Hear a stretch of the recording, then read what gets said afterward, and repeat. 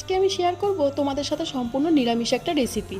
শ্রাবণ মাস চলছে এখন, তো এই নিরামিষ রেসিপি তোমরাও বাড়িতে অবশ্য ট্রাই করতে পারো। বাজার থেকে সকাল সকাল নিয়ে চলে এসেছিলাম 500 গ্রাম বেগুন। সেগুলোকে লম্বা করে কেটে ধুয়ে ভালো করে পরিষ্কার করে নিয়ে নুন, হলুদ আর সামান্য সর্ষের তেল মাখিয়ে ম্যারিনেট করে রেখে দিয়েছিলাম। তারপর কড়াইতে তেল দিয়ে তাতে দিয়ে দিয়েছিলাম কালো জিরে ফোড়ন, আর তার মধ্যে বেগুনগুলোকে লাল লাল করে ভেজে তুলে রেখেছি। অন্যদিকে বাটিতে আরও একটা মশলা তৈরি করব, তার জন্য নিয়েছি সাদা সর্ষে, কালো সর্ষে, নিয়েছিলাম পোস্ত, কাজু বাদাম আর কাঁচা লঙ্কা, সব কিছু একসাথে নিয়ে একটা পেস্ট বানিয়ে নিয়ে ওই গরম তেলের মধ্যেই এই পেস্টটা দিয়ে দিয়েছিলাম। তারপর দিয়েছিলাম হলুদ গুঁড়ো, কাশ্মীরি লঙ্কার গুঁড়ো আর দিয়েছিলাম স্বাদ অনুযায়ী লবণ। নাড়াচাড়া করে তখন তেল ছেড়ে দিল, তখন ওপর থেকে একটু দই দিয়ে দিয়েছিলাম।